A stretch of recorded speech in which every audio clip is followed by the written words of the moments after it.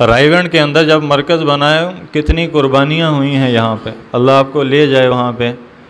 کل عالم کے ہر خطے کا مسلمان وہاں پہ آپ کو ملے گا۔ اتنی بھوک ہوتی تھی، یہ 2 دن پہلے میں تذکرہ کر رہا تھا، حافظ سلیمان مولانا جمیل صاحب 40 سال نمازیں پڑھائیں، ادھر ہمارے پاس آئے تھے، اور الحمدللہ میرا وقت ان کے ساتھ گزرا، 40 سال رائیونڈ کے مصلی پہ امام رہے۔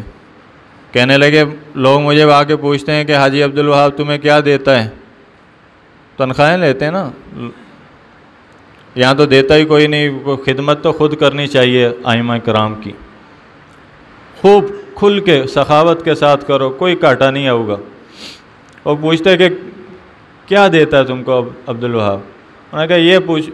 یہ پوچھو کہ مجھ سے لیتا کیا ہے، یہ نہ پوچھو کیا دیتا ہے۔ جہاں وہ خود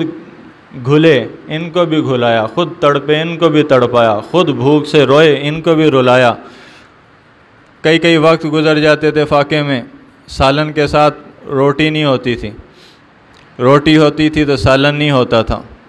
پانی کے ساتھ کھا لیتے، لسی کے ساتھ کھا لیتے، اچار کے ساتھ کھا لیتے، کبھی سوکھے ٹکڑوں کو بھگو کے کھا لیتے، کبھی وہ بھی نہ ملتے تو پتے جھاڑ کے بھی رائیونڈ کے وہ بھی کھا لیتے تھے۔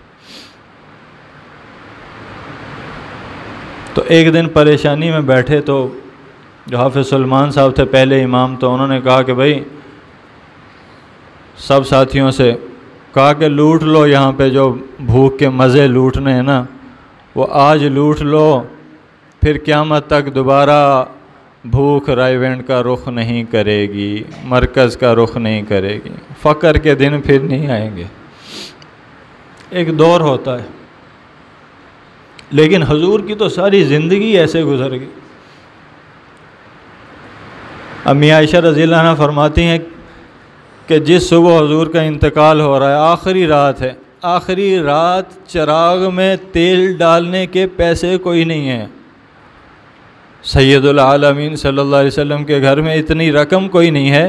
کہ حضرت عائشہ کہتی ہیں کہ میں وہ دے کے تیل خرید کے چراغ میں ڈال کے جلا سکتی۔ نبوت کا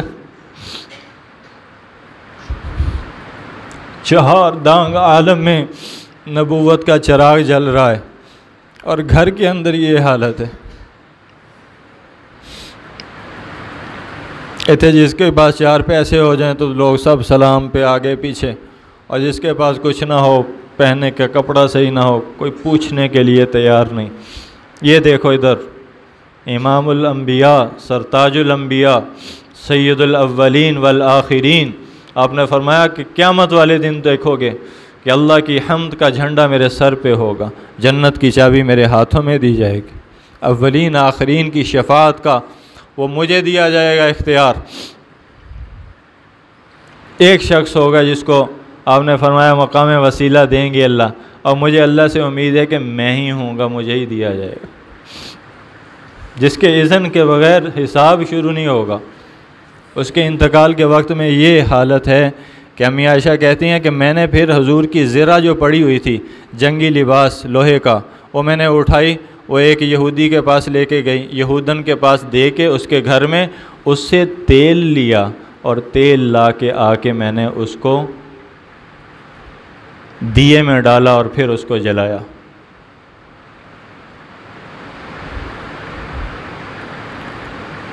حضور کی چیزیں رہن میں رکھی ہوئی تھیں یہود کے پاس،